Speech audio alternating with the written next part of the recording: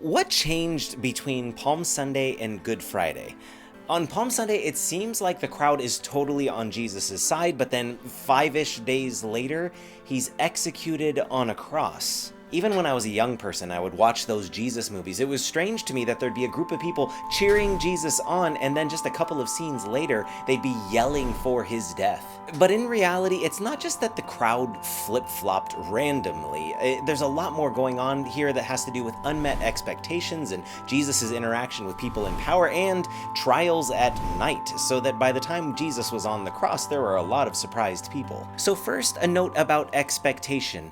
The crowd that was yelling to Jesus in Matthew chapter 21, Hosanna to the Son of David. They're making a declaration. They're saying, "Save us, Son of David." Son of David obviously being a reference to this person being a descendant of David, the great Israelite king. So this person would be the new king. But there were a couple of issues with having a new king. One being that there was already a tetrarchy, meaning there was 4 guys ruling over the land that was allotted to Israel. And secondly, this was just a puppet tetrarchy because it was under the Roman Empire. And so in order for there to be an Israelite king, a new king in the line of David, well, there had to be a revolt of some sort. And while we can't go back and read the minds of ancient people or ask them what they thought, we can look at texts from that time and other things that were said in that time to know what people were likely thinking when they're shouting things like, "Hosanna to the Son of David." And it is highly likely that the people in this crowd were remembering a time and a person that was only a couple hundred years ago,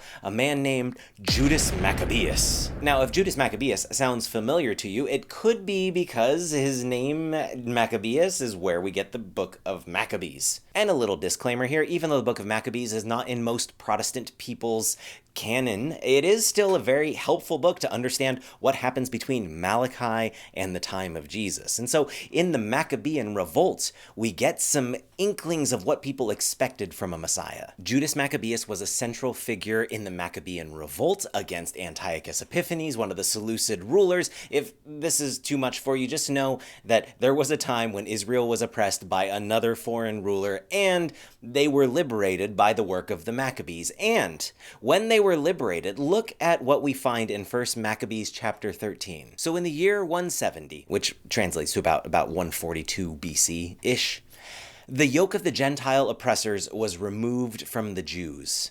On the 23rd day of the 2nd month in the year 171, there was a great celebration in the city because this terrible threat to the security of Israel had come to an end. Simon and his men entered the fort singing hymns of praise and thanksgiving, while carrying palm branches and playing harps, cymbals, and lyres. The Simon being referenced in this text is the older brother of Judas Maccabeus. Judas Maccabeus was the military leader and initiator of the revolt. Simon was the one who took essentially leadership after the revolt. But you'll notice that one of the things that they did that symbolized their victory and freedom from their oppressors was waving around some palm branches. So when Jesus comes in riding on a donkey, we'll talk about that in a second, and people are waving palm branches, hailing to the Son of David, obviously they are expecting some type of revolt like the Maccabean revolt. There's big "let's go kill some Romans" energy in the air at this time. Now, if you think I'm reading too much into the line "Hosanna to the Son of David" or reading too much into the palm branches, we only need to look in the book of John where the feeding of the 5,000 miracle occurs. Because after Jesus does this miracle, there are a couple of strange parts there. First is that it says that they were going to make Jesus king by force. And in that same conversation, they say something like, "This is the prophet." Now, both of those things are loaded statements, and they actually tie into a rabbinic tradition that we have documented a little bit later than Jesus, but nevertheless it shows that there was some sort of expectation and connection between some Moses stuff and the future Messiah. For example, one rabbinic commentator states, "Just as it says of the first Redeemer, so Moses took his wife and his sons, mounted them upon the donkey, so too the last Redeemer, as it says, humble and riding on a donkey, Zechariah 9:9. There's that donkey piece. Just as the first Redeemer brought down the manna, as it says, "Behold, I am going to rain down for you bread from heaven," so too the last Redeemer will bring down manna, as it says, "May there be an abundance of grain in the land." So, from the mouths of the ancient writings and the rabbis, we see that there is expected to be some sort of connection between the Messiah and Moses, that there's going to be some donkey business and there's going to be some magic bread business, for lack of better terms. And so, when the manna miracle occurs, it says, "This must be the prophet," aka Messiah. We're getting some Messiah energy here, but look what they want to do with that Messiah energy. They want to make him king by force. This is why Jesus has to sneak away. Yes, he wants to have alone time and pray and be with the Father and stuff, but it's also practical. They wanted to make him king by force. And so by the time we get to Matthew chapter 21 and Palm Sunday, all of that political energy, wanting freedom, thinking Jesus might be the guy that's going to save everybody from the oppressive Rome and probably going to do it like Judas Maccabeus violently, Jesus rides in on a donkey and everyone's like, yes, it's time. Hosanna, save us now. And this is the first important piece in understanding how the tides turned so quickly against Jesus between Sunday and Friday. For those of you who have read some of Jesus' other teachings, you would know that maybe the violent overthrow of an oppressive regime isn't like job one to him, especially if he's dropping lines like, love your enemies and bless those who curse you, especially when he's healing servants of centurions. So the political, violent revolutionaries, the zealots in the crowd, are set up to be very disappointed based off of Jesus' teachings, and one of the teachings he does in that last week of his life is the whole give to Caesar what is Caesar's. Now, he's making a brilliant point that we can't go into right now, but nevertheless, he validates paying taxes to Rome. So to the zealots in the crowd, they're going to have a bad taste in their mouth and they're going to think he's too soft. But the zealots weren't the only ones in the crowd. There were also Sadducees and the chief priests, aka the people running the religious institution and the temple system at that time. And for those of you who know what that last week looks like, Jesus goes into the temple and messes some things up, flipping tables and driving people out of there with a whip.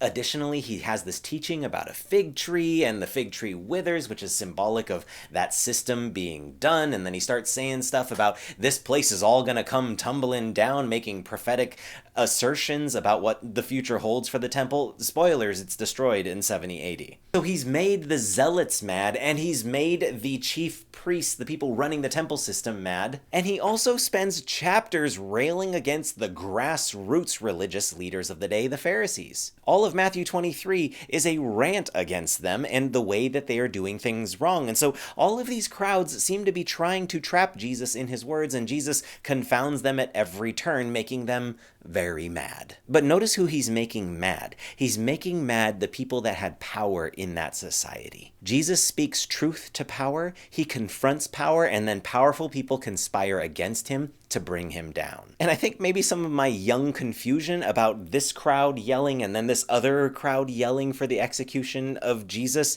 may come from just bad costuming and the reusing the same candidates in the crowd every single time. But there's two distinct crowds. The first crowd is people who are just hoping that Jesus would save them from this miserable existence being oppressed by Rome. But then the crowd that gathers around him for his trial, sentences him to death, and then brings him before Pilate is a different group of people comprised mostly of those powerful people that he upset. And if you follow the timeline of the Last Supper all the way to his arrest to his execution, you find that they have a dinner in the evening and they stay up late praying in the garden together, and then he's arrested at night by men bearing torches. So it's late. He has an illegal trial at night because it's a capital case, so they actually needed to take more than an evening to make a decision.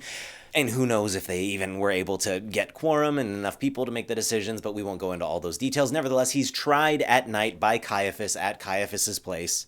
And we know that early in the morning, he's brought before Pontius Pilate to do the last little bit of, all right, Rome, we need to get your approval to kill this guy. And the reason that we know this all happened in the middle of the night and really early in the morning is because it says in the book of Mark that Jesus was crucified by 9 a.m. So what we have in the execution of Jesus is not a story of a crowd turning on him and wanting him dead.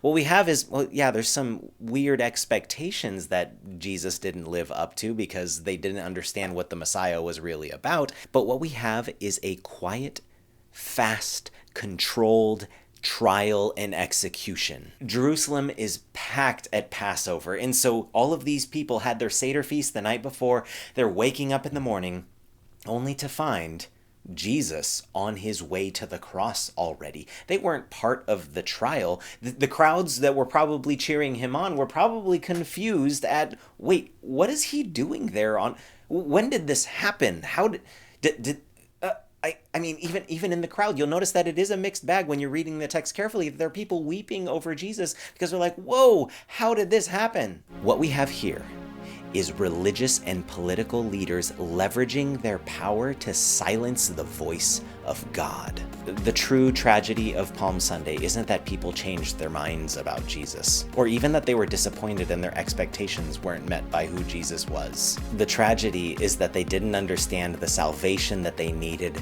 in the first place. But God has a really good way of taking our sin, our brokenness, and even our evil, something like the cross, and flipping it upside down for the sake of good, to redeem all of humanity. And I think that's worth celebrating.